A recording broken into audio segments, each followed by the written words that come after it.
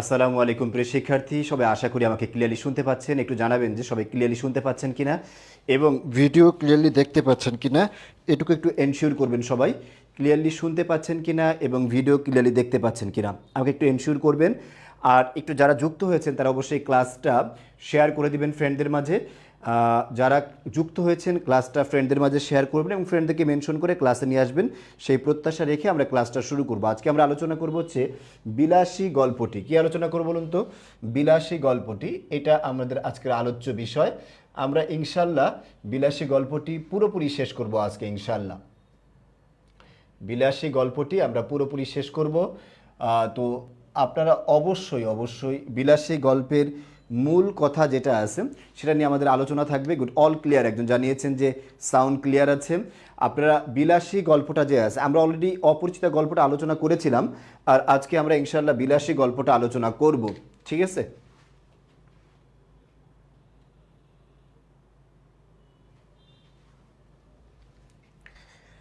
আজকে আমরা বিলাসী গল্পটা আলোচনা করব ইনশাল্লাহ। হ্যাঁ, ক্লিয়ার, অনেকেই জানিয়েছেন যে ক্লিয়ার। যদি ক্লিয়ার হয়ে যায় তাহলে আমরা আর দেরি করবো না, আমরা ইনশাল্লাহ ক্লাস শুরু করে দেবো। হ্যাঁ, ক্লিয়ার হয়ে গেলে আর দেরি করবো না, আমরা ইনশাল্লাহ ক্লাসটা শুরু করে দেব। আচ্ছা, গুড। একটু খেয়াল করবেন, আমরা আজকে যে টপিক নিয়ে আলোচনা করব বলছিলাম, টপিকটার নাম কি বলেছি বলুন তো? বিলাসী। আমাকে একটু জানাবেন প্রথমে আপনারা যে বিলাসী গল্পের লেখক কে। বিলাসী গল্পটা যে আছে এই গল্পের লেখক কে, আমাকে একটু জানাবেন সবাই, দেখি একটু দ্রুত আনসার করবেন। বিলাসী গল্পটা যে আছে এই গল্পের লেখক কে? গুড। অনেকেই ফ্রেন্ডদেরকে মেনশন করে ক্লাসে নিয়ে আসছেন। ঋতু রয় নমস্কার জানিয়েছেন, জে হোসেন বলেছেন ক্লিয়ার। বাকিরা সবাই একটু জানাবেন যে পুরোপুরি ক্লিয়ার দেখতে পাচ্ছেন কিনা। আর আমাকে অবশ্যই জানাবেন যে বিলাসী গল্পটা যে আছে এই গল্পের লেখক কে। আমি একটু একটা প্রশ্ন করেছি, সবাই একটু আনসার করবেন। বিলাসী গল্পের লেখক কে, আমাকে একটু জানাবেন দ্রুত। দেখব প্রথম আনসারটা কে করতে পারে। বিলাসী গল্পের লেখক কে? আমিও ক্লাসটা আমার টাইমলাইনে একটু শেয়ার করে দিতে চাচ্ছি, আপনারাও একটু শেয়ার করে দিবেন। গুড, গুড, চমৎকার। ঋতুরায় হাইলাইট করে দিয়েছে অনেককে এবং অনেক ফ্রেন্ডদেরকে মেনশন করেছে কি। আচ্ছা, জান্নাতুল ফেরদৌস সুমাইয়া যুক্ত হয়েছেন। আপনি আপনার 20 জন ফ্রেন্ডকে মেনশন করে 20টা শেয়ার করে ক্লাসে যুক্ত হয়ে যান। ইনশাআল্লাহ আশা করি একটা উড়াধুরা একটা ক্লাস হতে যাচ্ছে এবং আপনি ভালো কিছু শিখবেন ইনশাআল্লাহ এই ক্লাসে। ইনশাআল্লাহ এই ক্লাসে ভালো কিছু শিখবেন সেই প্রত্যাশা রাখছি। আচ্ছা, চমৎকার। অনেকেই অবশ্য ক্লাসে মেনশন করেছেন এবং ফ্রেন্ডদের কাছে শেয়ারও করেছেন, অনেকে দেখতে পাচ্ছি। প্রথম আনসার করেছেন যে টি হুসেন মিতু, আমাদেরকে সালাম দিয়েছেন। ওয়ালাইকুম আসসালাম মিতু ভাইয়া, আপনি তো প্রতিদিন ক্লাস করেন, যেহেতু ক্লাস করেন অবশ্যই আপনি আপনার ফ্রেন্ডদেরকে মেনশন করে দিন এবং ক্লাসটা শেয়ার করে দিন। আচ্ছা, একজন আনসার করেছে, প্রথম আনসার করেছে জে হোসেন এবং সে বলেছে শরৎচন্দ্র চট্টোপাধ্যায়। গুড, বাংলা সাহিত্যে শরৎচন্দ্র চট্টোপাধ্যায়। আপনারা লিখবেন বাংলা সাহিত্যে সবচেয়ে জনপ্রিয় ঔপন্যাসিক কি বলুন তো ভাই? জনপ্রিয় ঔপন্যাসিককে? এই যে শরৎচন্দ্র চট্টোপাধ্যায়। মানে সাহিত্যের যে ধারাগুলো আছে এক একটা ধারায় এক একজনের খ্যাতি বা শ্রেষ্ঠত্ব। যেমন বাংলা সাহিত্যের সবচেয়ে শ্রেষ্ঠ ছোট গল্পকারকে? রবীন্দ্রনাথ ঠাকুর বাংলা সাহিত্যের সবচেয়ে শ্রেষ্ঠ ছোট গল্পকার। কিন্তু বাংলা সাহিত্যের সবচেয়ে শ্রেষ্ঠ ঔপন্যাসিককে বা সবচেয়ে জনপ্রিয় শ্রেষ্ঠরা বলবো না, সবচেয়ে জনপ্রিয় ঔপন্যাসিককে? সে হচ্ছে শরৎচন্দ্র চট্টোপাধ্যায়। তাকে অপরাজেয় কথাশিল্পী বলা হয়। কি বলা হয় বলুন তো? অপরাজেয় কথা শিল্পী। দেখি কারা কারা লিখতে পারেন। অপরাজেয় কথা শিল্পী বলা হয় কাকে বাংলা সাহিত্যে? শরৎচন্দ্র চট্টোপাধ্যায়কে অপরাজেয় কথা শিল্পী বলে। ঠিক আছে? আমি ভাইয়া আমি ভাইয়া নই, আমি আচ্ছা আচ্ছা, মিতু বলেছে সে ভাইয়া না, সে মেয়ে। আচ্ছা, ভাইয়া তো সুন্দর একটা ডাক, কমন ডাক, এই হিসেবে ভাইয়া ডেকেছি। তার মানে আপনাকে ছেলেই হতে হবে এমন কোনো কথা নেই। আচ্ছা, কেমন আছেন ভাইয়া? মারজাহুন আফরোজ বলেছে আলহামদুলিল্লাহ ভালো আছি। মারজাহুন আফরোজ, আপনি আপনার ফ্রেন্ডদেরকে মেনশন করে ক্লাসে নিয়ে আসেন। 20 জন ফ্রেন্ডকে মেনশন করেন, 20টা শেয়ার করেন ক্লাসটা। আশা করি ইনশাল্লাহ একটা উড়াধুরা ক্লাস হতে যাচ্ছে এবং আপনি ভালো কিছু করবেন। ঠিক আছে? দেখুন একটু সবাই একটু খেয়াল করেন বিষয়টা। আচ্ছা, গুড, চমৎকার। অনেকেই কিন্তু মেনশন করেছেন, শেয়ার করেছেন, এগুলো ভালো লাগছে বিষয়টা। হ্যাঁ হ্যাঁ, স্যার আসসালামু আলাইকুম। বিলাল হোসেন লাদেন আমাদের সাথে যুক্ত হয়েছেন, তিনি একজন শিক্ষক বাংলার এবং খুবই ভালো শিক্ষক, ঢাকা বিশ্ববিদ্যালয়ের কৃতি শিক্ষার্থী। আমরা ইনশাল্লাহ আরও সবার জন্য শুভকামনা। অবশ্যই লাদেন ভাই আমার জন্য দোয়া করবেন, শুভকামনা জানাবেন এবং আমাদের পেজ ইজি পাঠশালার সাথেই থাকবেন। আচ্ছা, যা বলেছিলাম সেটা হচ্ছে বাংলা সাহিত্যে অপরাজেয় কথাশিল্পী, এগুলো লেখা হয়েছে কিনা আমাকে একটু জানাবেন। বাংলা সাহিত্যে ভূমিকা মণ্ডল গোপালগঞ্জ থেকে যুক্ত হয়েছে মেবি। জি আলহামদুলিল্লাহ ভালো আছি ভূমিকা মণ্ডল, আপনি কেমন আছেন জানাবেন এবং আমাদের ক্লাসটা শেয়ার করে দিবেন, ঠিক আছে? ক্লাসটা শেয়ার করে আমি একটু ক্লাসটা শেয়ার করে দিতে চাচ্ছি, দেন আমি আপনাদের সাথে পুরোপুরি ক্লাস যুক্ত হচ্ছি। আর আপনারা অবশ্যই নোট করেছেন কিনা সেটাও আমাকে জানাবেন ইনশাআল্লাহ। হ্যাঁ, সবাই নোট করেছেন কিনা সেটাও জানাবেন। আচ্ছা গুড, চমৎকার। আমি শেয়ার করে দিয়েছি আমার টাইমলাইনে, আপনারাও আশা করি এখন শেয়ার করে দিবেন। আচ্ছা, যেটা বলছিলাম, শরৎচন্দ্র চট্টোপাধ্যায় বাংলা সাহিত্যের সবচেয়ে জনপ্রিয় ঔপন্যাসিক এবং তিনি বাংলা সাহিত্যে কি বলা যায় অপরাজেয় কথা শিল্পী নামে পরিচিত। এবং তিনি আরেকটা নামে লিখতেন, সেটা হচ্ছে অনিলা দেবী। কি নামে বলুন তো? অনিলা দেবী। এই ছদ্মনামে লিখতেন কে? শরৎচন্দ্র চট্টোপাধ্যায়। দেখি কারা কারা লিখতে পারেন। এটা ছিল তার ছদ্মনাম। কি নাম বলুন তো? ছদ্মনাম কি ছিল? অনিলা দেবী। এটা একটু সবাইকে লিখতে হবে। ছদ্মনাম কি? অনিলা দেবী। সোনিয়া ইসলাম সালাম দিয়েছেন, ওয়ালাইকুম আসসালাম। আচ্ছা, জান্নাতুল লেখা শেষ বলেছেন জান্নাতুল ফেরদৌস সুমাইয়া। আচ্ছা, স্নিগ্ধা যুক্ত হয়েছেন, সালাম দিয়েছেন সুমাইয়া স্নিগ্ধা। অবশ্যই যারা যুক্ত হয়েছেন ভাইয়া একটু আমাকে এনশিওর করবেন আপনি ক্লাসটা শেয়ার করেছেন কিনা এবং ফ্রেন্ডদেরকে মেনশন করেছেন কিনা, ঠিক আছে? আচ্ছা, ভূমিকা মণ্ডল অলরেডি মেনশন করা শুরু করে দিয়েছে, তাকে না বললেও সে মেনশন করবে। যেটা বলেছিলাম অনিলা দেবীর ছদ্মনামে তিনি লিখতেন, এটা প্রায়ই পরীক্ষায় এসেছে। এই শরৎচন্দ্র চট্টোপাধ্যায় যে আছে, এই ভদ্রলোক জন্মগ্রহণ করেন 1876 খ্রিস্টাব্দে। কোথায়? পশ্চিমবঙ্গের হুগলি জেলায়। কোন জেলায় বলুন তো? হুগলি জেলায় দেবানন্দপুর গ্রামে। কোন গ্রামে বলুন তো? দেবানন্দপুর গ্রামে। সবাই লিখছেন আশা করি গ্রামের নামটা, ঠিক আছে? এবং তিনি মৃত্যুবরণ করেন হচ্ছে 1938 খ্রিস্টাব্দে হচ্ছে মৃত্যুবরণ করেন, এবং মৃত্যুবরণ করেন কলকাতাতেই। হ্যাঁ, আচ্ছা, মৃত্যুবরণ করেন কোথায়? কলকাতাতে। আর জন্মগ্রহণ করেছেন কোথায়? পশ্চিমবঙ্গের হুগলি জেলার দেবানন্দপুর গ্রামে। এটুকু আপনারা জানেন। মনে রাখবেন, সাধারণত কোনো লেখকের জন্ম এবং মৃত্যুর সাল, জন্ম এবং মৃত্যুর সাল কম্পিটিটিভ এক্সাম বলেন আর বোর্ড এক্সাম বলেন, কোনো এক্সামেই সাধারণত আসে না, সাধারণত আসে না। গুড, চমৎকার। সোনিয়ার জন্য ধন্যবাদ না দিলে হচ্ছে না। সাউদা আফরিন, আপনি আপনার 20 জন ফ্রেন্ডকে মেনশন করে দিন এবং ক্লাসটা শেয়ার করে দিন, 20টা শেয়ার করে দিন ক্লাসটা। হ্যাঁ, আচ্ছা গুড। তাহলে যা বলছিলাম সেটা হচ্ছে সাধারণত কোনো জন্ম, কবি সাহিত্যিকের বলছিলাম জন্ম তারিখ এবং মৃত্যু তারিখ আসে না, এটা আপনার মাথায় রাখবেন। এটা দেখবেন খুব কম আসছে, নাই বলা যায় একদম, জন্ম মৃত্যু তারিখ আসে না। কিন্তু কার আসে? আসলে আসে কার? বাংলা সাহিত্যের যে কাজী সাহেব যে বিবাহ পড়ায়, নাকি ওই কাজী, নাকি কাজী নজরুল ইসলাম? বলেন তো। বাংলা সাহিত্যের যে কাজী সাহেব ঘটক বিবাহ পড়ান, আচ্ছা, সেই কাজী সাহেব সম্বন্ধে আসেন। এবং ঠাকুর সাহেব যে আছেন, যে বিবাহ পড়ান, আর কাজী সাহেব এখানেও তিনি করেন বিবাহ পড়ান। তো দুই বিবাহ পড়ানো লোকজন যে আছে তাদের জন্ম মৃত্যু তারিখ, সাল তো আসেই, তারিখও প্রায়ই আসে, ঠিক আছে? কাজী নজরুল ইসলাম। গুড। আসতে পারে কার বলেছি? কাজী নজরুল ইসলাম এবং রবীন্দ্রনাথ ঠাকুর। তাহলে আশা করি সবাই এটুকু বুঝতে পেরেছেন। রবীন্দ্রনাথ ঠাকুর এবং কাজী নজরুল ইসলাম যে আছে, এদের জন্ম মৃত্যুর তারিখ আসতে পারে, আর কারো আসে না। এটা হচ্ছে আপনাকে মাথায় রাখতে হবে, ঠিক আছে? এখন এর বাহিরে আরেকটা কি আসতে পারে? আরেকটা হচ্ছে অতি সম্প্রতি মারা গেছে যে সাহিত্যিকরা, অতি সম্প্রতি মানে রিসেন্ট মারা গিয়েছেন যে সকল সাহিত্যিকরা, তাদের নাম, ঠিক আছে? আমার বন্ধু পড়াশোনা করে না, কাকে মেনশন করবো? আচ্ছা আচ্ছা, ঠিক আছে, বুঝতে পেরেছি। রিয়া আমাদের সাথে যুক্ত হয়েছে, সে আনসার করেছে, ধন্যবাদ। আচ্ছা গুড। তাহলে এই ভদ্রলোক, এই ভদ্র দুজন সাহিত্যিক এবং শ্রেষ্ঠ সাহিত্যিক, বাংলা সাহিত্যের অন্যতম জনপ্রিয় সাহিত্যিক কাজী নজরুল ইসলাম, রবীন্দ্রনাথ ঠাকুর, তাদের জন্ম মৃত্যুর তারিখ আসতে পারে। আর এছাড়া আর কার জন্ম মৃত্যুর তারিখ আসতে পারে বলেছিলাম? যারা রিসেন্ট মারা গিয়েছে, যেমন হুমায়ুন আহমেদ, তারপর হচ্ছে সৈয়দ কি আছে শামসুল হক, তারপর হচ্ছে আনিসুজ্জামান, এরা অতি সম্প্রতি মানে গত 5-10 বছরের মধ্যে মারা গিয়েছেন, তাদের জন্ম মৃত্যু সালটা কিন্তু আসতে পারে, ঠিক আছে? এটা আপনাকে মাথায় রাখতে হবে, ঠিক আছে? আশা করি বিষয়টা ক্লিয়ার হতে পেরেছেন। তাহলে আপনি জন্মের তারিখ যে আছে, এই তারিখের প্যারাটা থেকে মোটামুটি ক্লিয়ার হতে পেরেছেন, ঠিক আছে? আর এই যে শরৎচন্দ্র চট্টোপাধ্যায়, তিনি বাংলা সাহিত্যে তার সাহিত্য লেখার ধারা কোনটি বা কোন ক্ষেত্রে তিনি সাধারণত সাহিত্য লিখেছেন, ঠিক আছে? ক্ষুদ্র শ্রেণীর মানুষের মনস্তন্ত্র, বুঝতে পারছেন? ক্ষুদ্র শ্রেণীর, সমাজের যারা ক্ষুদ্র, এই ক্ষুদ্র শ্রেণীর মানুষের মনস্তত্ত্ব, ঠিক আছে? ক্ষুদ্র শ্রেণীর মানুষের মনস্তত্ত্ব ছিল তার সাহিত্যের, মানুষের মনস্তত্ত্ব। সবাই লিখছেন আশা করি, ঠিক আছে? এটা ছিল তার সাহিত্যের প্রধান উপজীব্য। কার? শরৎচন্দ্র চট্টোপাধ্যায়ের। ঠিক আছে, এই ভদ্রলোক মাত্র 24 বছর বয়সে তার ব্যক্তিগত জীবনের মানে কি বলা যায়, মনের ঝোঁকে তিনি সন্ন্যাস ব্রত হন। কি হন বলুন তো? সন্ন্যাস ব্রত হন। এটা সবাই একটু মাথায় রাখেন। এটা পরীক্ষায় আসে, কোন সাহিত্যিক নিচে সন্ন্যাস ব্রত লাভ করেছেন। সন্ন্যাস ব্রত মানে কি, দেহ সংসার, এই জগৎ সংসার ত্যাগ করে তিনি হচ্ছেন কি একদম পুরো বৈরাগী জীবন যেটাকে আমরা বলি ভাইয়া। আচ্ছা বলে এমসিকিউ ক্লাস, এটা কি এমসিকিউর ক্লাস ভাইয়া? এটা কি এমসিকিউর ক্লাস? কোনটা এমসিকিউর ক্লাস বুঝি নেই না। আমরা এমসিকিউর ক্লাস হিসেবে করছি না, আমরা হচ্ছে সবগুলো তথ্য পড়ে নিচ্ছি লেখকের জীবনের, তারপরে আমরা গল্পটা আলোচনা শুরু করব। ঠিক আছে, তারপরে গল্পটা আলোচনা করা শুরু করব। ঠিক আছে ভাইয়া? আচ্ছা গুড। আরিফ হোসেন আমাদেরকে লাভ রিয়েক্ট দিয়েছেন, আরিফের জন্য অনেক শুভকামনা এবং ভালোবাসা। আচ্ছা দেখি সবাই এটুকু উঠাইছেন, আশা করি এটুকু কি সবাই উঠাইছেন?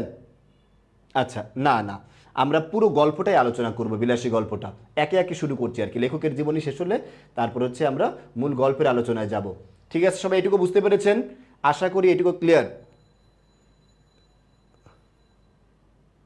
হ্যাঁ কোশ্চেনটা করেন পারভেজ হোসেন, কোশ্চেনটা করেন, আমরা দেখতে পাচ্ছি কোশ্চেনটা।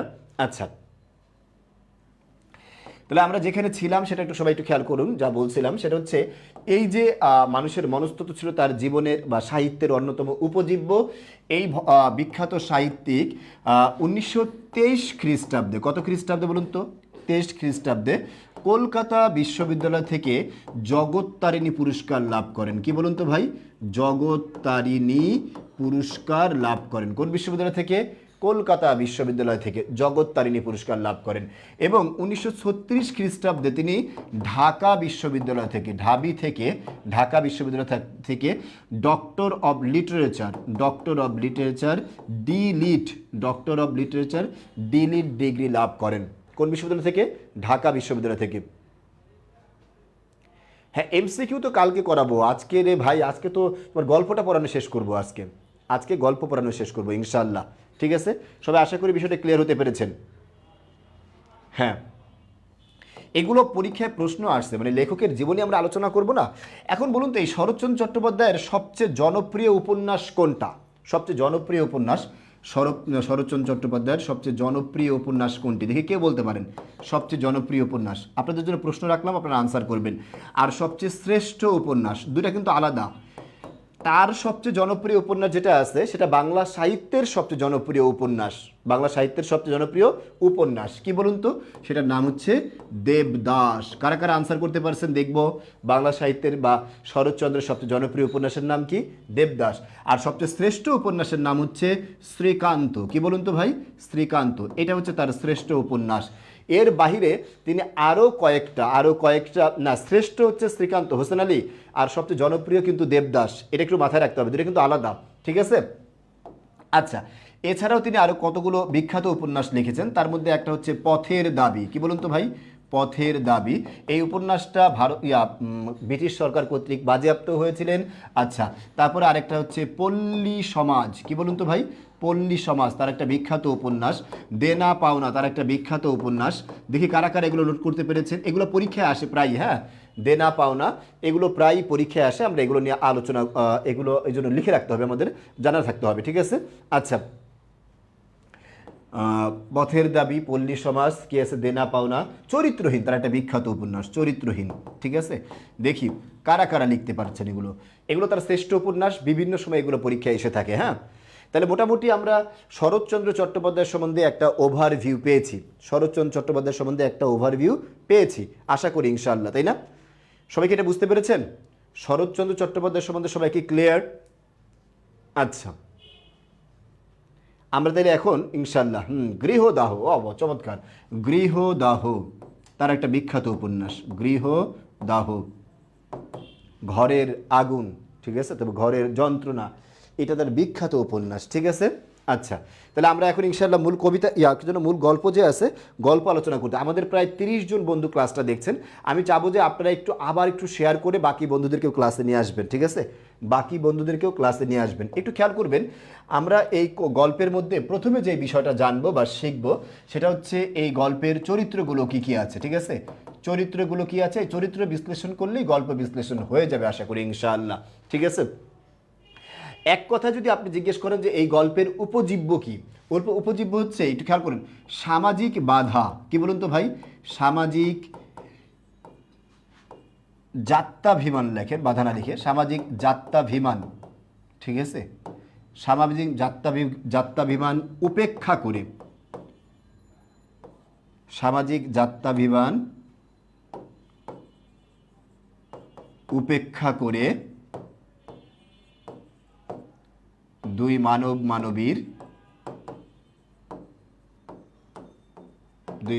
মানবীর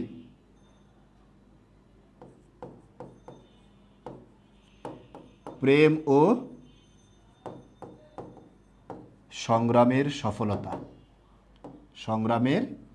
সফলতা। এটা হচ্ছে এই গল্পটার উপজীব্য বলতে পারেন, বা এক লাইনে গল্পটাকে আপনি কি হিসেবে দেখবেন, এক লাইনে, এক বাক্যে। গুড ভাইয়া, কেউ আসতে আচ্ছা আচ্ছা, ঠিক আছে ঋতুরাজ, সমস্যা নাই। বাংলা সেকেন্ড পেপার কি আসতে পারে বলবেন স্যার প্লিজ?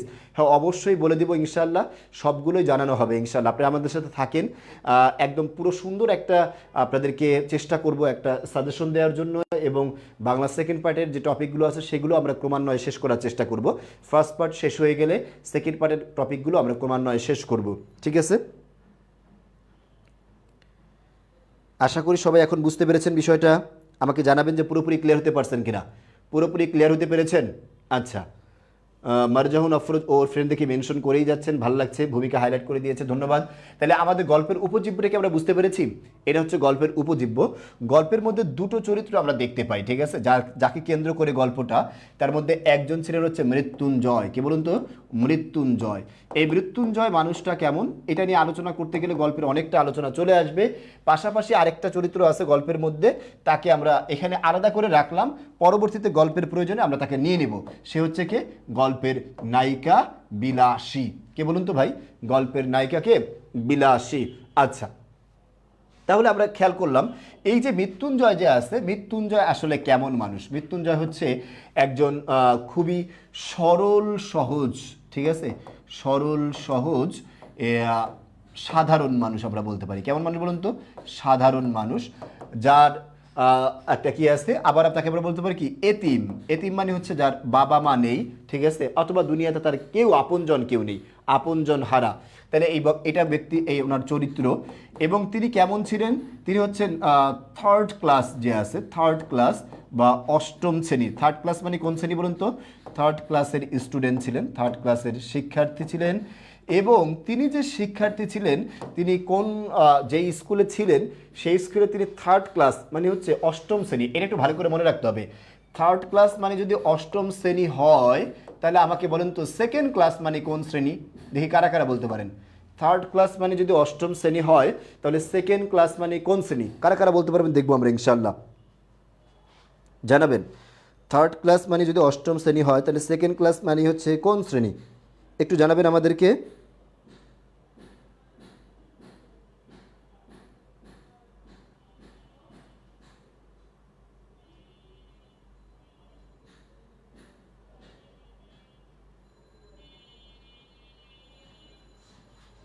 আচ্ছা, গুড।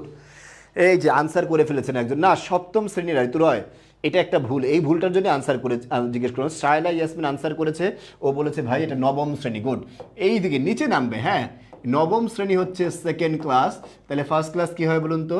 দশম শ্রেণী। কোন শ্রেণী বলুন তো? দশম শ্রেণী হচ্ছে ফার্স্ট ক্লাস। আশা করি বুঝতে পেরেছেন। এইভাবে হচ্ছে নিচে যাবে এটা। সপ্তম শ্রেণী তাহলে কোন ক্লাস দেখে কে বলতে পারেন?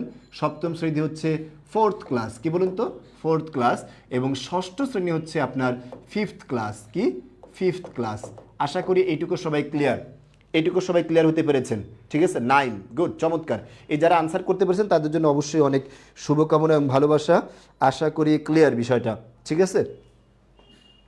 আচ্ছা, হ্যাঁ হ্যাঁ হ্যাঁ, এই যে মোটামুটি সবাই বুঝতে পেরেছেন যে এই সিরিয়ালটা কি হবে। তাহলে মৃত্যুঞ্জয় কেমন ছিলেন? একজন সরল সহজ সাধারণ এতিম, থার্ড ক্লাসের শিক্ষার্থী ছিলেন, এবং তিনি অসুস্থ হয়ে পড়েন। অসুস্থ হয়ে পড়েন, এইটা হচ্ছে তার একটা বিষয়। এই অসুস্থ হয়ে পড়ার সময় তার যে বাগান বাড়ি আছে, কতটুকু জায়গার বাগান বাড়ি, এই জায়গাটা একটু খেয়াল করেন। তার 20-25 বিঘার একটা বাগান বাড়ি ছিল। কতটুকু বলুন তো? 20-25 বিঘা, ঠিক আছে? একটা বাগান বাড়ি ছিল, সেই বাগান বাড়িতে তাহলে আম কাঁঠাল চাষ করতেন। কি বলুন তো? আম কাঁঠাল।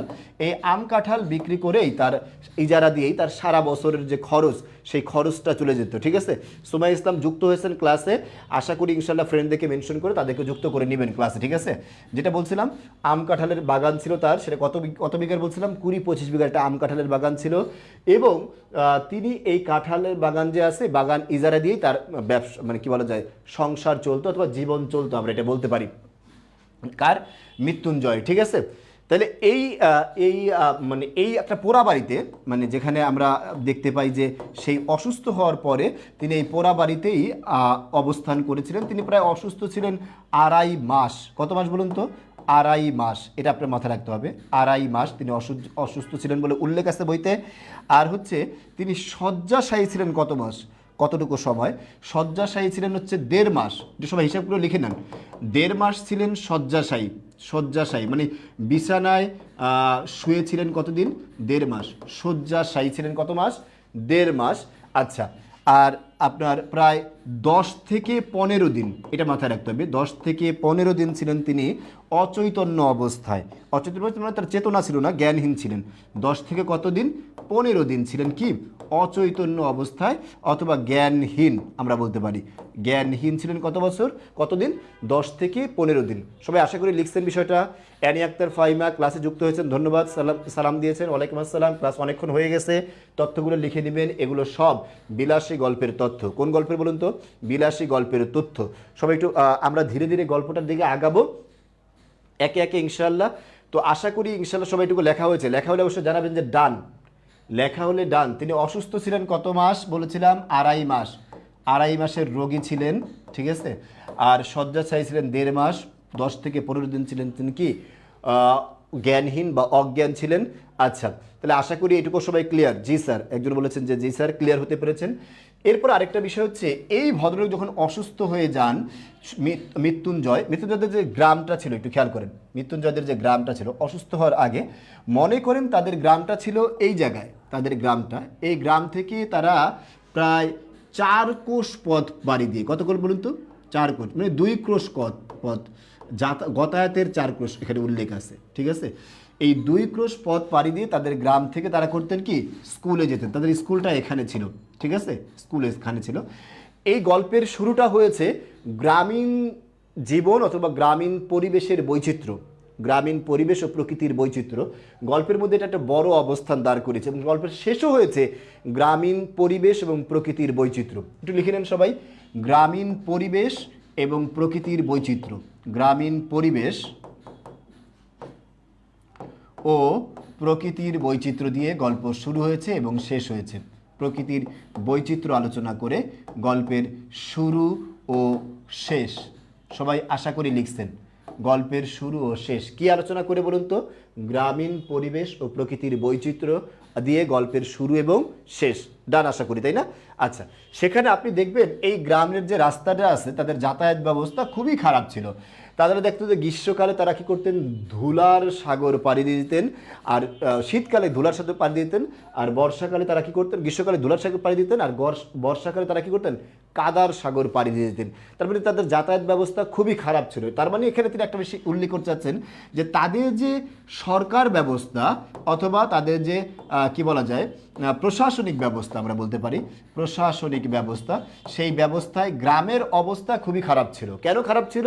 কারণ গ্রামে শিক্ষিত মানুষরা শিক্ষা লাভ করার পরে আর কেউ গ্রামে অবস্থান করতেন না। ঠিক আছে, তিনি বলতে চাচ্ছেন যে যেই সমস্ত মানুষ এই গ্রামে শিক্ষা লাভ করেন, গ্রামের স্কুলে পড়েন, গ্রামের এই প্রকৃতি বা এই বৈচিত্র্য, এই পরিবেশের মধ্য দিয়ে বড় হয়েছেন, তারা কেন উচ্চতর শিক্ষা লাভ করতে শহরে গিয়ে সেখানে শহরেই থেকে যাচ্ছেন? তারা যদি গ্রামে ফিরে আসে, তাহলে তো গ্রামের এই যে অবস্থা যে আছে, এই অবস্থার পরিবর্তন আনা সম্ভব। কথা বুঝতে পেরেছেন? তিনি এখানে একটা ব্লেম দিয়েছেন কাদের? যারা হচ্ছে শিক্ষিত নগরবাসী যারা আছেন, তাদের তিনি একটা ব্লেম দিয়েছেন এখানে গ্রামের এই পরিস্থিতির জন্য। ঠিক আছে, এবং তিনি বলতেন যাওয়ার পথে তাদের এখানে শিক্ষার কতটুকু হয়েছে সেটা না জানলেও কুশিক্ষা বা অশিক্ষা যেটা আছে সেটা ভালোই হয়েছে। যেমন কার বাগানে কলা পাকছে, কোথায় গিয়ে মানে আনারস চুরি করে খেলে ধরা পড়ার কোনো সম্ভাবনা নেই, ঠিক আছে, এই বিষয়ে খেজুর মেথিতে পাক ধরি আছে, রং ধরি আছে, এই বিষয়গুলো মানে তাদের কুশিক্ষা, মানে যেগুলো মানে বাড়ন্ত বা বয়সন্ধিকালে ছেলেমেয়েরা করে থাকে সেই কাজগুলো ঠিকই হইতো, কিন্তু প্রকৃত শিক্ষাটা যে আছে, তিনি বলছে কামাসকাটকার রাজধানী কি সেটা সম্বন্ধে এখনও জ্ঞান আগের মতোই আছে বা প্রকৃত জ্ঞান আমার নেই। তারপরে এডেনের বন্দরে লবণ উৎপাদন কি হয় কি হয় না এই সম্বন্ধে তার কোনো ধারণা নেই, ঠিক আছে। মানে যাদের প্রকৃত জ্ঞান না শিখে তারা শিখেছেন কি কুশিক্ষাটা লাভ করেছেন ওই গ্রামের স্কুলগুলোতে। কেন? কারণ ওই স্কুলগুলোতে যাওয়ার পরিবেশটাই বা প্রাকৃতিক পরিবেশটাই, যাওয়ার পরিবেশটাই এরকম ছিল যেখানে আপনি কুশিক্ষাই শিখতে পারবেন, প্রকৃত শিক্ষা লাভ করতে পারবেন না। আশা করি বিষয়টা সবাই ক্লিয়ার হতে পেরেছেন। তাহলে গ্রামীণ বৈচিত্র্য বা পরিবেশের যে বর্ণনা সেটুকু কি সবাই ক্লিয়ার হতে পারছেন? এইটুকু কি সবাই ক্লিয়ার হতে পারছেন কিনা আমাকে জানাবেন। যদি পারেন তাহলে ইয়েস লিখবেন, ইয়েস। আমরা গল্পটা পুরোপুরি আলোচনা করবো ইনশাআল্লাহ। হ্যাঁ, এইটুকু ক্লিয়ার হতে পারলে ইয়েস লিখবেন।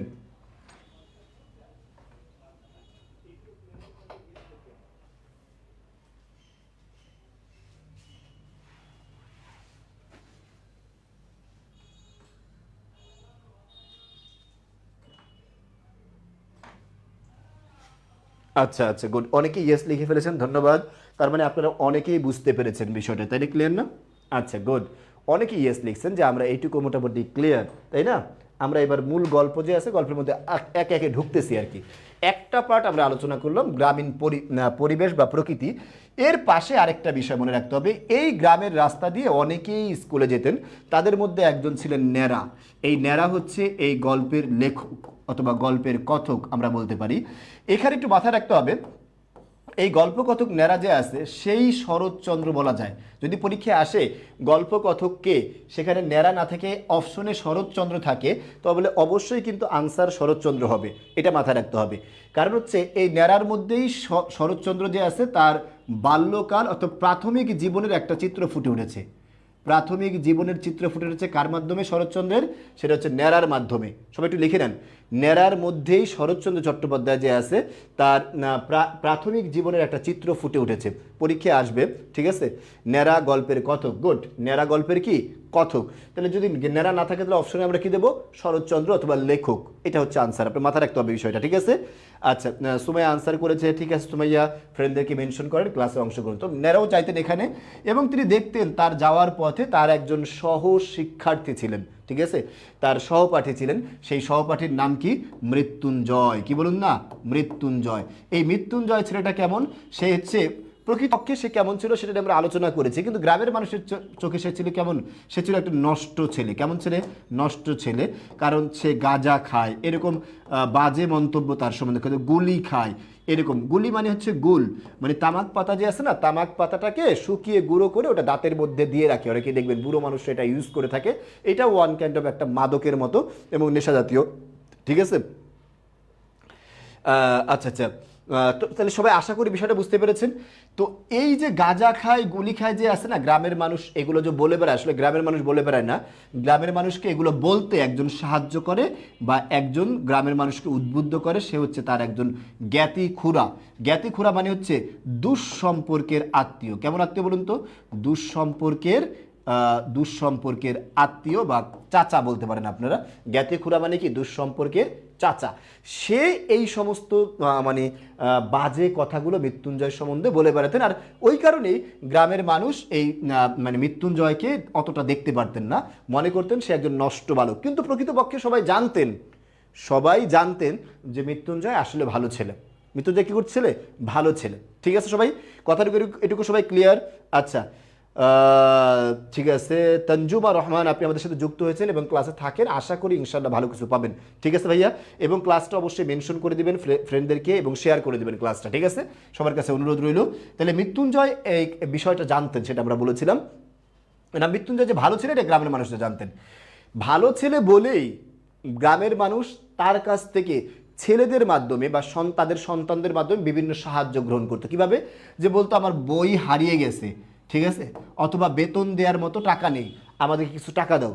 এটা বলে তার সহপাঠীরা, মৃত্যুঞ্জয়ের সহপাঠীরা অনেকবারই মৃত্যুঞ্জয় থেকে টাকা নিয়েছে, কিন্তু ওই ছেলেগুলোর বাবা এই কাজ করানো সত্ত্বেও তার ছেলেরা যে মৃত্যুঞ্জয়ের সাথে মিশতে পারে, কথা বলতে পারে, সে কথাই তারা অস্বীকার করত। অর্থাৎ মৃত্যুঞ্জয় ভালো মানুষ জেনেই তো তার কাছ থেকে সাহায্য চাইতে চাইত, সে সাহায্য দিত, কিন্তু সেই সাহায্যের তারা প্রাপ্তি স্বীকার যেটাকে আছে এটা তারা করতো না, তারা হচ্ছে টোটালি অকৃতজ্ঞতা প্রকাশ করতো। সেক্ষেত্রে এমন মানে বাজে যে মৃত্যুঞ্জয়ের সাথে যদি কেউ থাকে তাহলে সে নষ্ট হয়ে যাবে, এরকম একটা মানে ধারণা এখানে করা হইতো। একদিন সেই মৃত্যুঞ্জয় তার বাড়িটা, যে গ্রামটা যদি এখানে থাকে তো এই গ্রামের অপর প্রান্তে মৃত্যুঞ্জয়ের একটা বাড়ি আছে, পোড়া বাড়ি আমরা বলতে পারি। মনে করেন এই দিকে একটা বাড়ি, সেই পোড়া বাড়িতে আম কাঁঠালের একটা বাগানের মধ্যে একটা ভুতুরে বাড়ি ওয়ান কাইন্ড অফ, সেই বাড়িতে অবস্থান নিয়েছেন কে, থাকেন মৃত্যুঞ্জয়। এটা তার পুরো বাড়িটা। এই বাড়িটার প্রতি একটা কি বলা যায় লোভাতুর দৃষ্টি রয়েছে কার, এই খুড়ার। তিনি বিভিন্ন সময় গ্রামের মানুষের কাছে বলে বেড়াতেন যে এই যে বাড়িটা যে আছে মৃত্যুঞ্জয়ের বাড়ি, এই বাড়িতে এই আম কাঁঠালের বাগানে একটা বিশাল অংশ বা ভাগ রয়েছে কার, এই খুড়ার। কিন্তু মৃত্যুঞ্জয় সেটা জবরদখল করে রয়েছেন, ঠিক আছে। আসলে তার এটা ছিল না, তিনি মৃত্যুঞ্জয় থেকে জোর করে এটা নেয়ার জন্যই তার নামে বিভিন্ন অপপ্রচার চালাতেন, বিভিন্ন অপপ্রচার চালাতেন। আর যে রিয়াজ আহমেদ, আপনি যুক্ত হয়েছেন, ওয়ালাইকুম আসসালাম।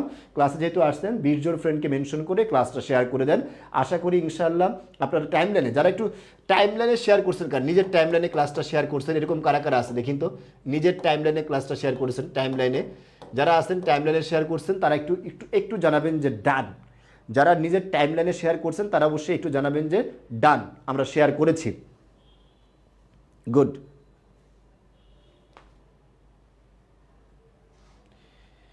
যারা আমাদের ক্লাসগুলো নিয়মিত করেন তাদের জন্য একটা তথ্য দিয়ে রাখি আমরা, হ্যাঁ একটু খেয়াল করবেন। আমাদের এখানে ইংরেজি শনি সোম বুধ, একটু সবাই লিখবেন, শনি সোম বুধ, এই 3 দিন ইংরেজি আইসিটি ক্লাস হয়ে থাকে। আইসিটি ক্লাস শনি সোম বুধ 3 দিন আইসিটি ক্লাস হয়। সবাই আশা করি এটা লিখে নেবেন। 3 দিন কি ক্লাস হয় বলুন তো, আইসিটি ক্লাস হয়। আর এছাড়া রবি মঙ্গল বৃহস্পতি, এই 3 দিন আবার কি হয়, রবি মঙ্গল বৃহস্পতি, এই 3 দিন আবার কি হয় বলুন তো, ইংরেজি ক্লাস হয় বৃহস্পতি। সবাই লিখছেন আশা করি, রবি মঙ্গল বৃহস্পতি এই 3 দিনই ইংরেজি ক্লাস হয়। সবাই একটু লিখে নেবেন এবং প্রতিদিন সন্ধ্যায় ক্লাসে যুক্ত হয়ে যাবেন, প্রতিদিন সন্ধ্যায় ক্লাসে যুক্ত হয়ে যাবেন। 7:15 থেকে 7:30-এর মধ্যে ক্লাস শুরু হয়ে যায়। দেলোয়ার হোসেন আইডি থেকে একজন যুক্ত হয়েছেন, সে নিয়মিত ক্লাস করে, আজকে কেন দেরি জানি না। ডান, আমি শেয়ার করেছি। ঋতু বলেছে আমি শেয়ার করেছি, হোসেন বলেছে আমি শেয়ার করেছি, মারজাহান বলেছে আমি শেয়ার করেছি। চমৎকার। আর প্রায় প্রতিদিন বাংলা ক্লাস হয়, প্রতিদিন বাংলা ক্লাস, প্রতিদিন বাংলা ক্লাস আপনারা পেয়ে থাকেন আশা করি ইনশাআল্লাহ। এরকম কন্টিনিউয়াস পেতে থাকবেন, আমাদের সাথে যুক্ত থাকবেন, সেই প্রত্যাশা রাখছি আমরা সবসময়। যা বলছিলাম সেটা হচ্ছে একটু খেয়াল করবেন, তাহলে এই রুটিনটা সবাই একটু রাখবেন, রুটিনটা একবার তুলে নেবেন যেন আপনাদের কোনো মিস না হয়। আমরা দেখবেন যে এই নিয়ম অনুযায়ী প্রতিদিন রুটিন দিয়ে থাকি, এই সিরিয়াল অনুযায়ী প্রতিদিন রুটিনটা আমরা দিয়ে থাকি, ঠিক আছে। তাহলে আশা করি সবাই এটুকু ক্লিয়ার, এটুকু আশা করি সবাই ক্লিয়ার। গুড, চমৎকার। যদি এটুকু ক্লিয়ার হন তাহলে এবার আসি আমরা মূল আলোচনায়। কি কোথায় ছিলাম আমরা বলুন তো, আমরা আলোচনায় ছিলাম হচ্ছে এখানে।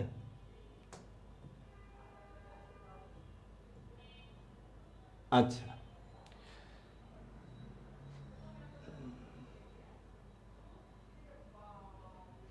এই খুড়ার আলোচনায় ছিলাম আমরা, তাই না, যে তিনি তার ব্যাপারে, মৃত্যুঞ্জয়ের ব্যাপারে বিভিন্ন অপপ্রচার চালাতেন, তাই না। এই বাড়িতেই মৃত্যুঞ্জয় একদিন অসুস্থ হয়ে পড়েন, ঠিক আছে, কি হয়ে পড়েন, অসুস্থ হয়ে পড়েন। তো অসুস্থ হয়ে যাওয়ার পরে ন্যাড়া লোকমুখে শুনে তিনিও সন্ধ্যাবেলা যান তাকে দেখতে। কখন যান বলুন তো, সন্ধ্যাবেলা যান তাকে দেখতে, যেন কেউ সাধারণত তাকে না দেখতে পায় ওই সময়। কারণ সন্ধ্যাবেলায় গ্রামের নারীরা যারা আছে তারা পূজা অর্চনায় ব্যস্ত থাকেন এবং সবাই একটু গ্রামে যারা আছে সবাই দেখবেন সন্ধ্যাবেলা মোটামুটি সবাই ব্যস্ত থাকে বা বিজি থাকে। এই ব্যস্ততার সুযোগে মৃত্যুঞ্জয় যে আছে, মৃত্যুঞ্জয়কে দেখার জন্য নেড়া যায় তার বাড়িতে। যাওয়ার পরে তিনি দেখতে, যেই ভূতুরে অবস্থায়, সে বাড়ি দেখে তিনি মানে একটা আশ্চর্য হয়ে পড়েন যে মৃত্যুঞ্জয়ের অবস্থা খুবই খারাপ। তিনি তাকে দেখেই বুঝতে পেরেছেন যে মৃত্যুঞ্জয়কে যমদূত মানে মৃত্যুর দূত মৃত্যুঞ্জয়ের জীবন নাশ করার জন্য কম চেষ্টা করে নাই, এটা তিনি দেখেই বুঝতে পেরেছেন। তাকে সুস্থ যতটুকু পারে নাই, তাকে যে মানে জীবনটা নিয়ে যেতে পারেনি, তার জান যে নিতে পারে নাই, সেটা না পারার একটা অন্যতম কারণ ছিল সেখানে একজন তার সেবিকা ছিলেন। সেই সেবিকার নাম কি, বিলাসী। সেবিকার নাম কি, বিলাসী। এই বিলাসী চরিত্রটা কেমন ছিল সেটা নিয়ে আমাদের অনেক আলোচনা আছে। আমরা মৃত্যুঞ্জয়ের ভাষ্যমতে একটু খেয়াল করবেন, সে ছিল সাহসী, সে ছিল কি বলুন তো, মৃত্যুঞ্জয় না, নেরার ভাষ্যমতে সে ছিল সাহসী, সে ছিলেন সেবাব্রত। কেমন ছিলেন বলুন তো? সেবাব্রত, ঠিক আছে, বা সেবা পরায়ণ অন্যের প্রতি। সে ছিল কি, সে ছিল প্রেমিকা। কি ছিলেন বলুন তো ভাই? প্রেমিকা। আচ্ছা, এবং সে অত্যন্ত ভালোবাসতেন কাকে? মৃত্যুঞ্জয়কে। কাকে? মৃত্যুঞ্জয়কে। তার বাবা মূলত এখানে মৃত্যুঞ্জয়ের চিকিৎসা করতেন, তিনি ছিলেন কবিরাজ বা সাপুরে। স্যার এমসিকিউ লাগবে আমার প্লিজ। আচ্ছা, এমসিকিউ যাদের লাগবে তারা অবশ্যই আগামী ক্লাসে যুক্ত হবেন। আগামী ক্লাসে আমরা ইনশাআল্লাহ এটার এমসিকিউগুলো সলভ করবো, এবং সেই ক্লাসে যারা সর্বাধিক শেয়ার করবেন, যারা সর্বাধিক মানে 20টা শেয়ার করবেন, 20টা মেনশন করবেন, যারা এই স্ক্রিনশট দিলে তাদেরকে অবশ্যই এই এমসিকিউর যে শিটটা, সেই শিটটাও আপনাকে দিয়ে দেওয়া হবে, পিডিএফটাও আপনাকে দিয়ে দেওয়া হবে টোটালি। তাহলে যা বলছিলাম, তার বাবা ছিলেন সাপুরে। তার বাবা কি ছিলেন? সাপুরে ছিলেন, এবং তার চিকিৎসাই এখানে চলতেছিল। তার বাবাই আর অধিকতর সেবার জন্য মৃত্যুঞ্জয়ের সাথে নিকাহ মানে বিবাহ পড়িয়ে, মৃত্যুঞ্জয়ের সাথে বিবাহ পড়িয়ে এই মেয়েটাকে এখানে রেখে গিয়েছেন। এইটা দেখে মানে এই তার সেবা দেখে নেরার মনের মধ্যে অনেক বড় ধরনের প্রশ্ন জাগে। সেই প্রশ্নগুলো আমরা ইনশাল্লাহ কিছুক্ষণ পরে আমরা এটা পিডিএফ আকারে দেখব, গল্পের সব সেরা সেরা লাইনগুলো, কোন লাইনগুলো থেকে ব্যাখ্যা আসতে পারে, ঠিক আছে। হ্যাঁ, ইনশাল্লাহ পরীক্ষাও আমরা নেওয়া শুরু করব নেক্সট উইক থেকে। এই উইক থেকে না, নেক্সট উইক থেকে আমরা ইনশাল্লাহ একটা করে পরীক্ষাও নেব, ফ্রি পরীক্ষা। আপনারা সেই পরীক্ষাগুলোতে অংশগ্রহণ করলে আশা করি ইনশাল্লাহ ভালো করবেন। ইনশাল্লাহ আশা করি ভালো করবেন। দেখুন, যা বলছিলাম সেটা হচ্ছে, তাহলে আমরা কোথায় ছিলাম? আমরা যে এই যে সাপুরে তার চিকিৎসা হচ্ছে, কি বলছিলাম? চিকিৎসা হচ্ছে। সেই চিকিৎসার সময় নেরা তাকে দেখে, বিলাসীকে দেখে তিনি একটা জিনিস বুঝতে পারেন, এই মেয়েটা আসলে কতটা ডেডিকেটেড, কতটা তার প্রিয় মানুষের জন্য উৎসর্গীভাবে তিনি সেবা করেছেন। আচ্ছা, সেটাকে তিনি এখানে আসলে স্পষ্ট করতে চেয়েছেন। এই স্পষ্ট করতে গিয়ে তিনি উল্লেখ করেন তার এক পরিচিত আত্মীয়া ছিলেন, যিনি 25 বছর তার আত্মীয়া ছিলেন। কার আত্মীয়া? নেরার আত্মীয়া, বুঝে আসছে? যিনি 25 বছর তার স্বামীর সংসার করছে, কিন্তু স্বামী মারা যাওয়ার পরে 5 মিনিট তার স্বামীর লাশের পাশে তিনি অবস্থান করতে পারেন নাই। কথা ক্লিয়ার? এখানে এই আত্মীয়ার ভালোবাসাকে তিনি ছোট করে দেখতে চাচ্ছেন না। তিনি বলতে চাচ্ছেন যে বিলাসীর যে মন, বিলাসী যে পোড়া বাড়িতে একা বসবাস করতেছিল মৃত্যুঞ্জয়কে নিয়ে, মৃত্যুঞ্জয় তো ওই রাত্রিবেলা যে কোনো সময় মৃত্যুবরণ করতে পারতো, তাই না? এই চিন্তাটা বিলাসীর মনে যে আসতে দেয় নাই, সেই ভালোবাসাটা আর এই আত্মীয়ার ভালোবাসাটার তুলনায় সেই ভালোবাসা যে একটা অধিকতর ভালোবাসা বা শ্রেষ্ঠ ভালোবাসা, তিনি শুধু সেটাকে প্রকাশ করতে চেয়েছেন। এই আত্মীয়ার ভালোবাসাকে ছোট করতে চান নাই তিনি। কথা কি বুঝতে পেরেছেন? ভিডিওটা খেয়াল করবেন। এখানে তিনি, আমি একটু সহজ করে আপনাকে বলি, তাহলে একটু বুঝতে সুবিধা হবে। তিনি উল্লেখ করেছেন যে আমি আত্মীয়ার ভালোবাসাকে ছোট করতে চাই না, ঠিক আছে। মনে করেন অনেক মা সন্তানকে অনেক ভালোবাসে না বলুন তো? মা তার সন্তানকে অনেক ভালোবাসে কিনা বলুন? অবশ্যই অনেক ভালোবাসে। এখন যদি কারো সন্তান মারা যায়, তাহলে কি মা সাথে সাথে মারা যায় বলুন তো? সাথে সাথে মাও কি মারা যায়? সন্তান মারা গেলে, অনেক সন্তান মারা গেছে না, মা বেঁচে আছে, দেখেননি আপনারা? আছে কি না? তার মানে বলুন তো, ওই মা কি সন্তান মারা গেলে, মা যদি মারা না যায়, তাহলে ওই মা কি তার সন্তানকে কম ভালোবাসে? আমাকে একটু আনসার করবেন। তারা কি কম ভালোবাসে? না, তারা কম ভালোবাসে না। এটা আপনাকে মাথায় রাখতে হবে। এটাই হচ্ছে এখানে মূল কথা, যে সন্তান মারা গেলে যদি মা মরে না যায়, তার মানে মা সন্তানকে কম ভালোবাসে, এটা কিন্তু কথা না। এটা হচ্ছে মূল কথা। এখানেও তিনি এটা বলতে চাচ্ছেন যে এই যে আত্মীয়া, সে তার স্বামীর লাশের পাশে অবস্থান করতে পারে না বলে সে তার স্বামীকে ভালোবাসে না, এটা তিনি এখানে প্রকাশ করতে চান নাই। তিনি প্রকাশ করতে চেয়েছেন যে বিলাসীর মনে যে মৃত্যুঞ্জয়ের মৃত্যু ঘটলে তার লাশ নিয়ে সে কীভাবে এই পোড়াবাড়িতে অবস্থান করবেন, সেই প্রশ্ন বা সেই ভয় যেহেতু তার মনের মধ্যে জাগে নাই, এই ভয়টা জাগতে যে দেয় নাই, সেই ভালোবাসাটা কতটা শ্রেষ্ঠ ভালোবাসা, এইটা তিনি প্রকাশ করতে চেয়েছেন, আর কিছু না। আমার কথা কি ক্লিয়ার? তিনি এখানে এই জিনিসটা ক্লিয়ার করতে চেয়েছেন, আর কিচ্ছু না। আমি আশা করি এইটুকু সবাই ক্লিয়ার হতে পেরেছেন। আমাকে একটু জানাবেন যে এইটুকু সবাই ক্লিয়ার হতে পেরেছেন কিনা। গুড, চমৎকার। আশা করি সবাই এইটুকু ক্লিয়ার, তাই না? আচ্ছা আচ্ছা আচ্ছা, গুড, চমৎকার চমৎকার। এখানে আরেকটা বিষয় আছে, এই এই মানে এই আত্মীয়ার আলোচনায় আরেকটা বিষয় আছে। তিনি হচ্ছে সতীদাহ প্রথা যে আছে না, এই সতীদাহ প্রথা আছে, এই প্রথা নিয়ে এখানে একটা আলোচনা আছে। হিন্দু সমাজে প্রচলিত খুবই বাজে নিকৃষ্টতম একটা প্রচলন ছিল হচ্ছে এই সতীদাহ প্রথা, ঠিক আছে, যেটা হচ্ছে 1829 খ্রিস্টাব্দে লর্ড বেন্টিং নিষিদ্ধ করেন। এটা নিষিদ্ধ হওয়ার ফলে কোনো নারীর স্বামী মারা গেলে ওই স্বামীর চিতায় আর নারীকে পোড়ানো যেত না। এই ভদ্রমহিলা তার স্বামীকে এতটা ভালোবাসতেন, তিনি বলছেন যে আপনি গোপনে কোথাও চিতার আয়োজন করে আমাকে সেখানে পোড়ায় দেন, তাহলে সরকার জানবে কিভাবে, পুলিশ জানবে কিভাবে, মানে এতটা ভালোবাসতেন তার স্বামীকে। কিন্তু তার স্বামীর লাশের পাশে সে একা বেশিক্ষণ অবস্থান করতে পারছেন না। আশা করি তার মানে তার স্বামীর ভালোবাসা তার প্রতি কম ছিল, স্বামীর প্রতি তার ভালোবাসা কম ছিল, এটাকে যদি বোঝাতে চান নাই সে বিষয়টা আশা করি ক্লিয়ার করতে পেরেছি। তিনি বোঝাতে চেয়েছেন সেটা হচ্ছে মৃত্যুঞ্জয়ের প্রতি বিলাসীর ভালোবাসা একটা শ্রেষ্ঠ ভালোবাসা, সেটা অনেকের চেয়ে শ্রেষ্ঠ ভালোবাসা। তিনি এই কথাটাকেই শুধু এখানে ক্লিয়ার করতে চেয়েছেন, আর কিচ্ছু না। আশা করি এইটুকু সবাই ক্লিয়ার। আচ্ছা, এখানে একটা বিষয় খেয়াল করুন। তো এই অবস্থায় তিনি করলেন কি, ওই ন্যাড়া ওই বাড়ি থেকে চলে আসলেন। চলে আসার সময় আরও বিশাল ঘটনা হয়েছে, আপনারা জানেন। তিনি বিলাসীকে প্রথমে দেখেছেন ন্যাড়া চলে আসার সময়, এবং তিনি সেখান থেকে চলে আসার পরে দেখলেন যে গ্রামে একটা খুবই বাজে অপবাদ রটেছে। কার নামে? সেটা হচ্ছে মৃত্যুঞ্জয়ের নামে। সেটা কে ছড়াচ্ছেন? তার খুড়া মৃত্যুঞ্জয়ের নামে একটা অপবাদ ছড়াচ্ছে। সে একটা সাপুরের মেয়েকে এনে, মানে নিচু জাতের মেয়েকে এনে, যেহেতু মৃত্যুঞ্জয় ছিলেন একজন কায়স্থ। কি ছিলেন বলুন তো? কায়স্থ। কায়স্থ মানে হচ্ছে শ্রেষ্ঠ বংশীয় ব্রাহ্মণ সন্তান ছিলেন তিনি। এই ব্রাহ্মণ সন্তান হয়েও তিনি একজন সাধারণ সাপুরের মেয়েকে নিকাহ করেছেন। এই নিকাহ করা যে আছে, এটা কোনো দোষের ছিল না। নিকাহ করার চেয়ে দোষের ছিল হচ্ছে তার হাতে ভাত খেয়েছেন। খেয়েছেন? ভাত খেয়েছেন। এই ভাতটাকে তারা ধরতেছেন অন্য পাপ, ঠিক আছে, অন্য পাপ। এটা হচ্ছে সমাজের সবচেয়ে বাজে প্রচলিত কুসংস্কার। সমাজের সবচেয়ে বাজে প্রচলিত কুসংস্কার কোন সমাজের? হিন্দুয়ানি সমাজের, ঠিক আছে। মূলত পুরো গল্পটার মধ্যেই আমরা যেটা দেখবো সেটা হচ্ছে হিন্দুয়ানি সমাজের যে কুসংস্কারগুলো আছে, এইটাকে শরৎচন্দ্র চট্টোপাধ্যায় যে আছে খুব সুন্দরভাবে ফুটিয়ে তোলার চেষ্টা করেছেন, যে এই কুসংস্কারগুলোর কারণে সমাজে কত বড় ধরনের সমস্যাগুলো হয় একে একে, সেগুলোকে তিনি এখানে একত্র করতে চেয়েছেন। এবং তিনি কত বাজে, মানে একটা লোক যে একটা মেয়ের হাতে, সাপুরের মেয়ের হাতে তিনি ভাত খাচ্ছেন, এই যে অন্ন পাপ, এই অন্ন পাপের কুসংস্কার হিসেবে এখানে প্রকাশ পেয়েছে।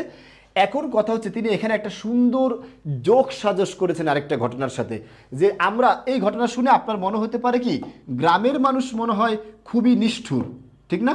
গ্রাম্য লোক, এটা আপনার কাছে মনে হতে পারে কি না গ্রামের লোক খুবই নিষ্ঠুর, যে তারা মৃত্যুঞ্জয়ের মতো একজন এতিম ছেলেকে আরেকটা মেয়ের সাথে বিবাহ করে তার হাতে ভাত খেয়েছে, সেটাকে তারা অন্য পাপ ধরে একদম পুরো কি বলা যায় সব কিছু বিনাশ করে দিচ্ছে, তারপরে গ্রামের মানুষ খুব নিষ্ঠুর, এটা আপনার মনে হতে পারে। কিন্তু লেখক বলছে না, গ্রামের মানুষ অতটা নিষ্ঠুর না, আপনারা যেভাবে ভাবছেন ওরকম নিষ্ঠুর না। তারা কি করছে?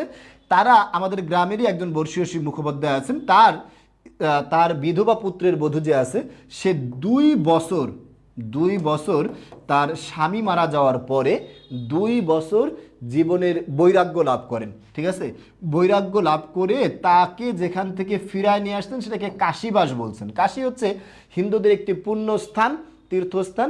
ওই কাশীতে অবশ্যই ভালো কাজ করা হয়, কিন্তু এর পাশে আরেকটা খুব দুষ্ট জায়গা আছে যেখানে চরিত্রহীন মানুষরা গিয়ে তাদের মূল দুশ্চরিত্রের কাজগুলো চরিতার্থ করেন, ঠিক আছে। আশা করি সবাই ইঙ্গিতটা বুঝতে পেরেছেন। এই নারীও সেম, ওই গ্রামেরই ওই নারীও সেম, তিনিও করেছেন কি ওখানে কাশীবাস করার নামে তিনি আসলে ওখানে গিয়ে মূলত নষ্টামি করে এসেছেন। কথা হচ্ছে তিনি নষ্টামি করে আসা সত্ত্বেও গ্রামের মানুষ যখন তার দেবর তাকে গ্রামে ফিরিয়ে নিয়ে আসে তখন তাকে খুব ধন্য দিয়েছে। তারা সবাই জানতেন যে তিনি আসলে বাজে কাজ করে আসতেন, তারপরও তার শ্বশুরের টাকা আছে, তার শ্বশুরের কি আছে? টাকা আছে। সেই জীবনের বৈরাগ্য মানে হচ্ছে নিঃসঙ্গতা, ঠিক আছে, একাকিত্ব, ঠিক আছে। কাশী একটি তীর্থস্থান, হ্যাঁ, কাশী পবিত্র স্থান, কিন্তু সেখানে গিয়ে সবাই পবিত্র কাজ করে এরকম না, কিছু মানুষ দুষ্ট কাজও করেন। এই মহিলা গিয়েছিলেন মূলত দুষ্ট কাজ করার জন্য, ঠিক আছে। যা বলতেছিলাম আশা করি সবাই ক্লিয়ার হতে পেরেছেন।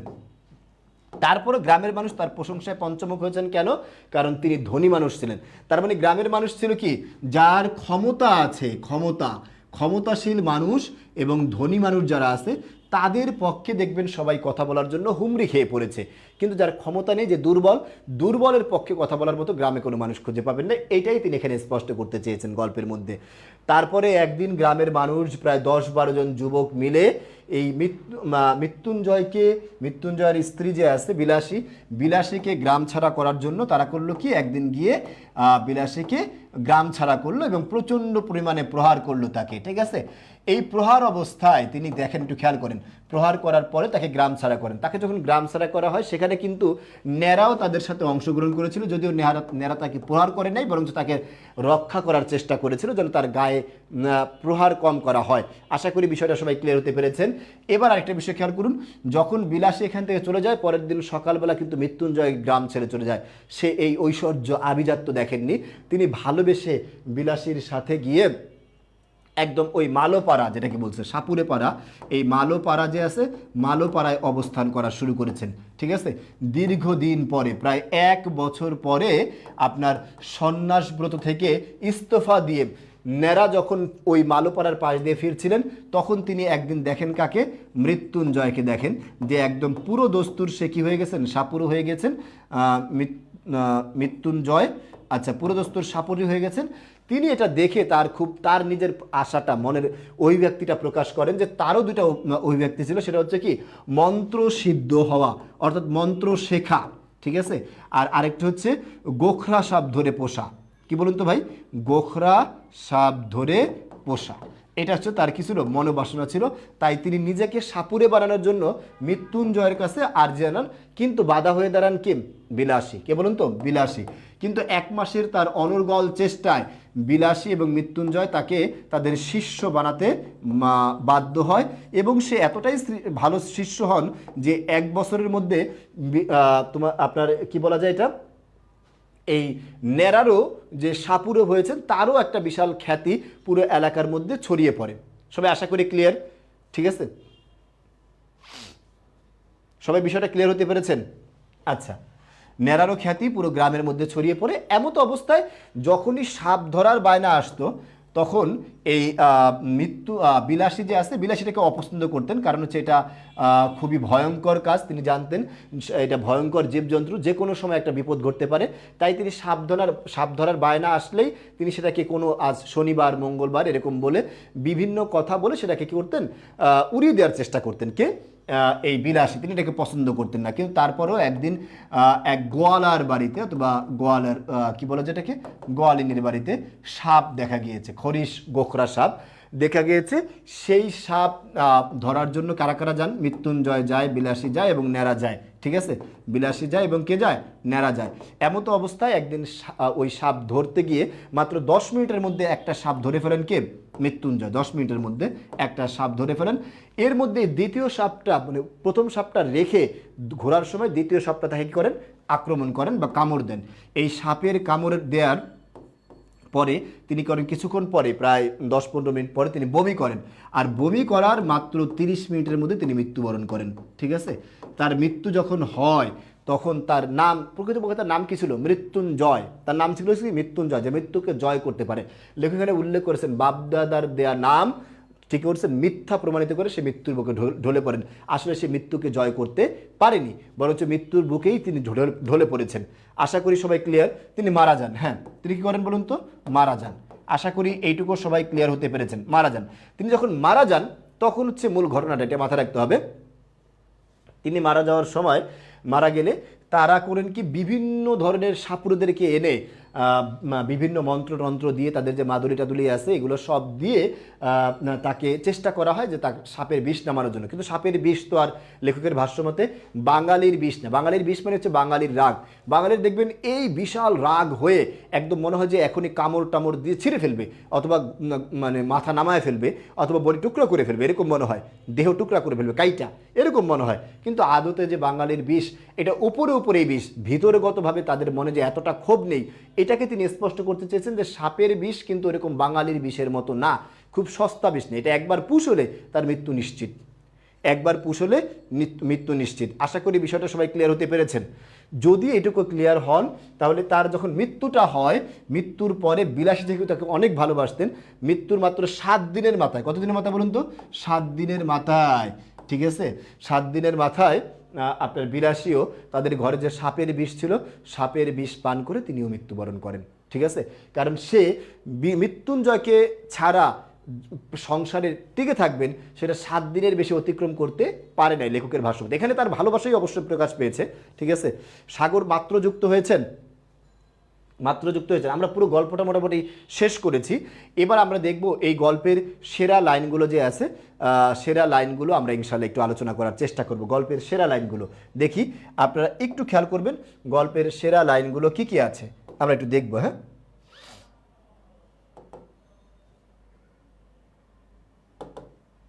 আচ্ছা, আশা করি সবাই দেখতে পাচ্ছেন, আশা করি সবাই বিষয়গুলো পুরোপুরি ক্লিয়ার কিনা আমাকে একটু জানাবেন। যদি ক্লিয়ার না হন তাহলে অবশ্যই ইনশাল্লাহ ক্লিয়ার করার চেষ্টা করব আমি ইনশাল্লাহ।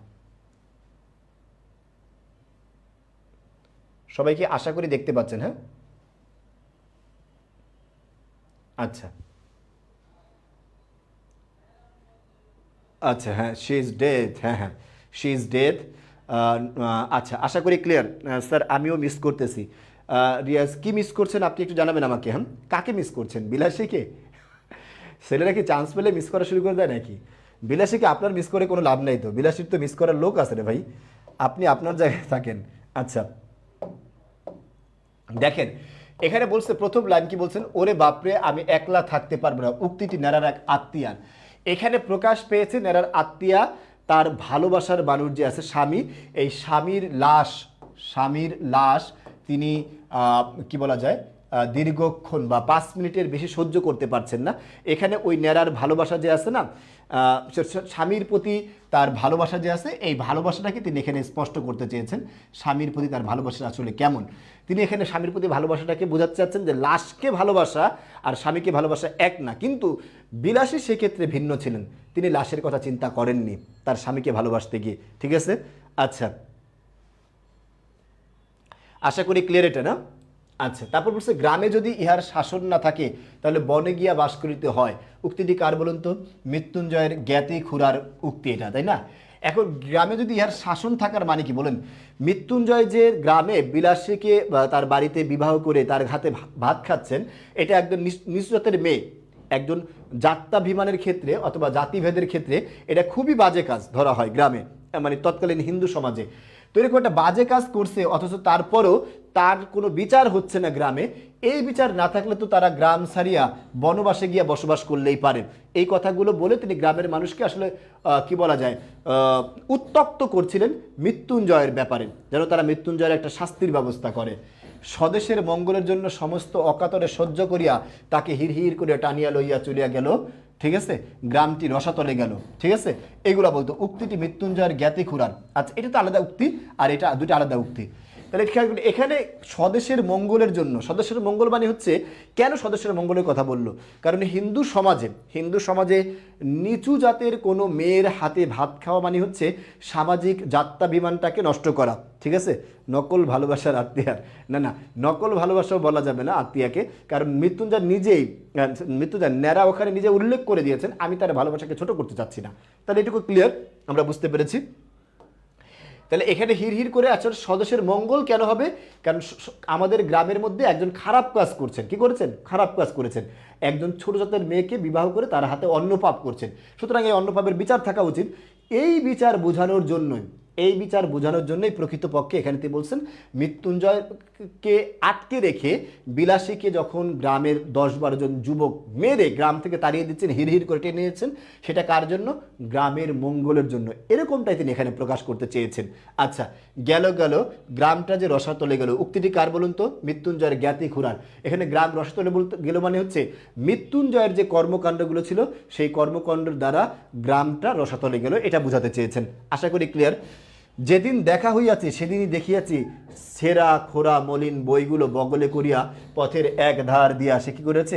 একা হাট না কি আছে, নীরবে পথ চলিয়াছে। এই লাইনটা সবাই আশা করি বুঝতে পেরেছেন। আচ্ছা, এটা কার সম্বন্ধে বলা হয়েছে? এই লাইনের মধ্যে প্রকাশ পেয়েছে সহজ সরলতা। কার বলুন তো? সহজ বা সরলতা কার প্রকাশ পেয়েছে? এটা হচ্ছে মৃত্যুঞ্জয়ের। এবং তার মধ্যে একটা নিঃসঙ্গতার ভাবও ছিল, তিনি সবার সাথে যেচে কথা বলতেন না, মানুষ এসে তার সাথে কথা বলতেন, ঠিক আছে। আচ্ছা, হ্যাঁ হ্যাঁ, আচ্ছা, গুড। আরিফ আশিফ রানা বলেছেন you are really amazing teacher নাকি? আচ্ছা ধন্যবাদ, ক্লাস করেন ইনশাল্লাহ, ফ্রেন্ডদেরকেও জানান। ভালোবাসা আচ্ছা না, ভালোবাসা নকল না। সে কত বড় সাহসের কাজ! সেবাপরায়ণ বিলাসীর মনস্তাত্ত্বিক শক্তি সম্বন্ধে ন্যাড়ারূপী শরৎচন্দ্রের মন্তব্য একটু খেয়াল করেন। এটা এখানে বলছে হচ্ছে এটা কোন সাহসের কাজ?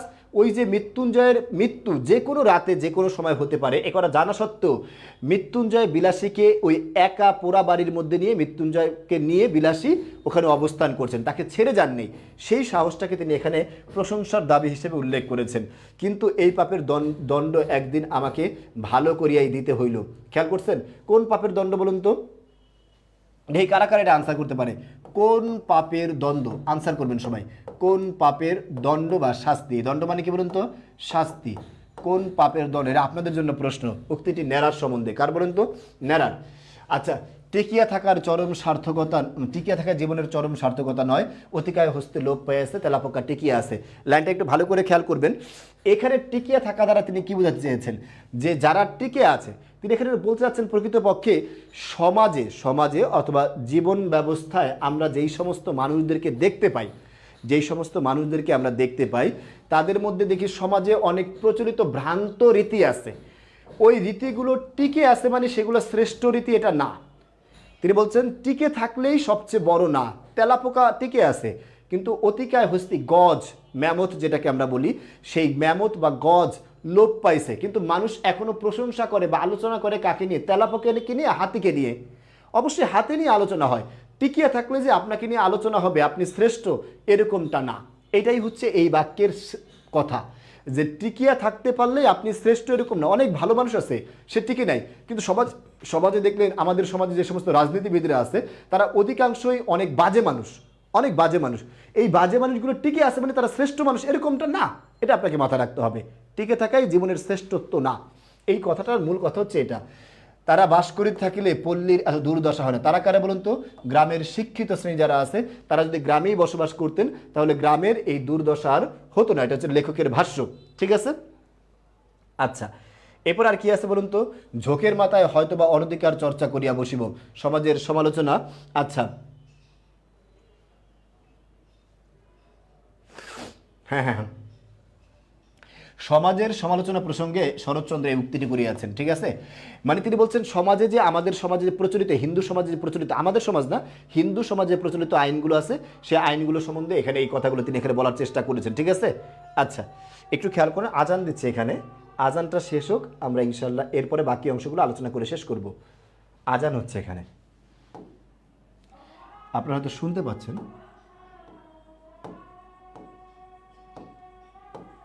আজানটা শেষ হোক, আপনার লাইনেই থাকেন।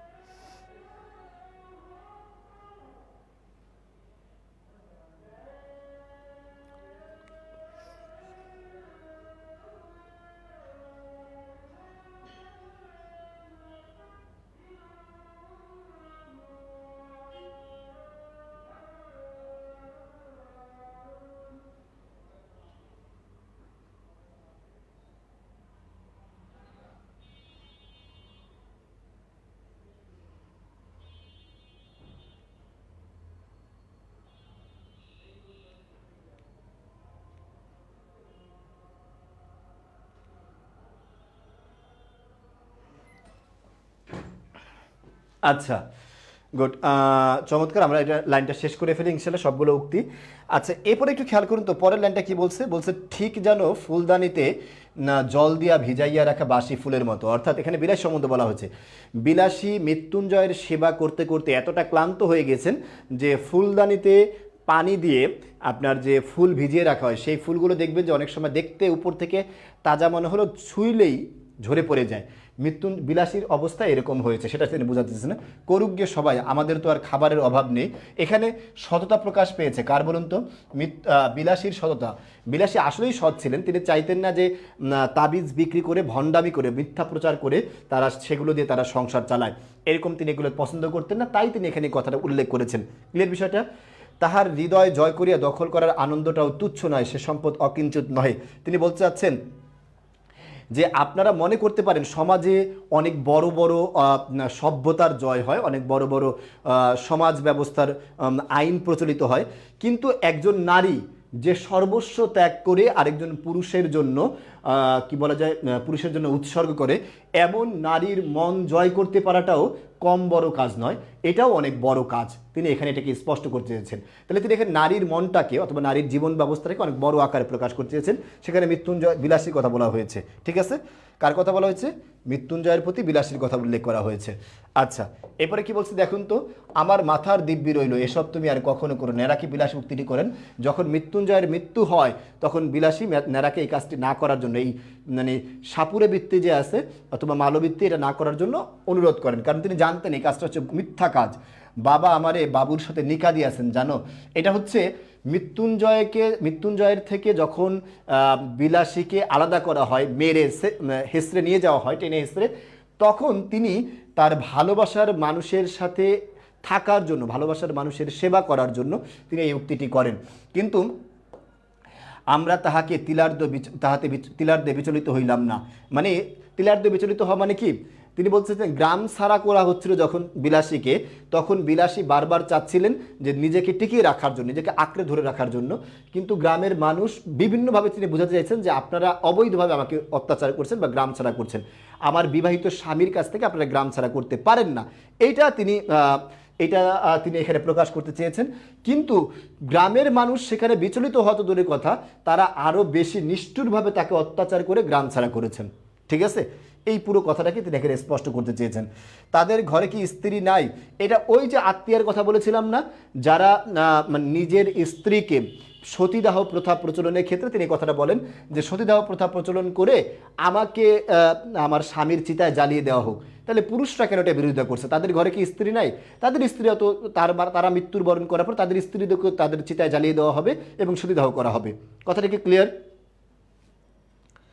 আচ্ছা, এরপর বলছে কিন্তু সে আজ্ঞা যে ম্যাজিস্ট্রেটের আজ্ঞা নয়, সাপের বিষ যে বাঙালির বিষ নয়, তাহা আমি সেই দিন বুঝিয়াছি। একটু খেয়াল করেন, এখানে তিনি বলতে চাচ্ছেন ম্যাজিস্ট্রেটের আজ্ঞা মানে হচ্ছে ম্যাজিস্ট্রেটের আদেশ।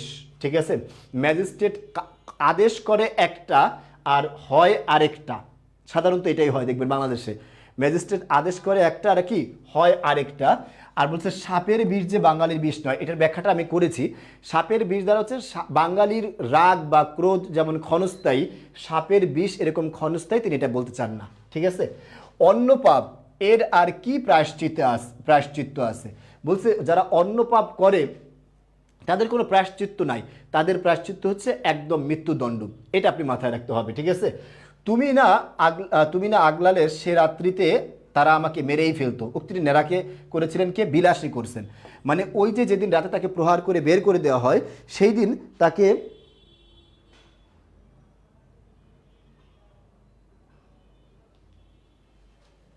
আচ্ছা, আপনি মাত্র যুক্ত হয়েছেন বিনতে চৌধুরী, ক্লাস শেষ দিকে আমরা, হ্যাঁ। আচ্ছা, সেই কথাটা তিনি বারবার উল্লেখ করতেছেন যে নেরাকে মনে করিয়ে দিচ্ছেন যে তুমি সেদিন আগলিয়েছো বলেই তারা আমাকে কম প্রহার করতে পেরেছে এবং তুমি আমার জন্য অনেক প্রহারের মানে কিল ঘুষিরও শিকার হয়েছো। কিন্তু মুখের প্রতি চাহিবা মাত্র টের পাইলাম, বয়স যাহাই হোক, খাটিয়া খাটিয়া আর রাত জাগিয়া জাগে ইহার শরীরে আর কিছু নাই। উক্তিটি কার সম্বন্ধে করেছেন? বিলাই সম্বন্ধে করেছেন।